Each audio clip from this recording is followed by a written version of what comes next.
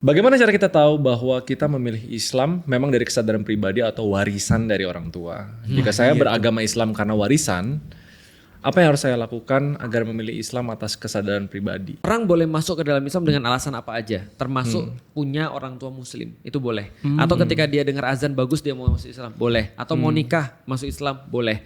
Orang boleh masuk Islam dengan alasan apa saja dan itu sah. Tapi dia harus bertahan dalam Islam dengan satu cara aja, yaitu punya logik, akal.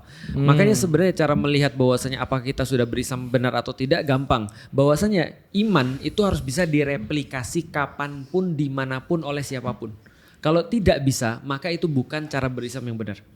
Nah, aku ulangin ya, bingung pasti dia. Ada orang bilang gini, aku masuk Islam karena aku mimpi ketemu Nabi Muhammad misalnya. Itu bisa direplikasi sama orang lain nggak? Nggak bisa. Berarti itu bukan cara beriman yang benar. Itu cara beriman ikut-ikutan namanya. Itu boleh masuk alasan masuk, tapi tidak boleh untuk menjadi alasan stay di dalam Islam. Jadi stay itu harus bisa direplikasi, diulangin dimanapun, kapanpun, dan siapapun. Karena aku berpikir, aku membuat perbandingan, lalu terus kemudian aku ngelihat agama mana yang cocok bagi aku. Setelah itu aku dapat dengan penelusuran akalku, aku dapat Islam adalah satu-satunya. Itu bisa direplikasi atau diulangi ke siapapun.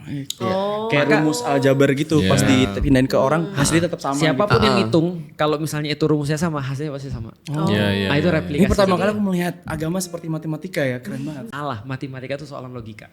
Matematika itu soal logika, angka itu cuma perwakilan daripada logika. Rasanya harus berlogik lah ya. Logik, betul. Oh iya. Jadi gini, kemarin ada orang yang nanya sama aku, Ustadz emang kita boleh nanya? Apapun boleh tanya. Aku bilang boleh, gak ada masalah. Enggak boleh, tanya aja semuanya. Karena di dalam Islam itu justru kita disuruh nanya. Justru yang gak bertanya, Allah ancam dengan neraka.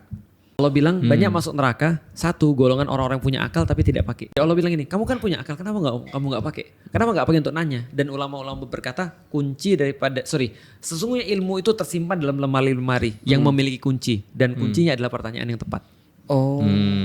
Pertanyaan yang tepat akan unlock ilmu yang tepat.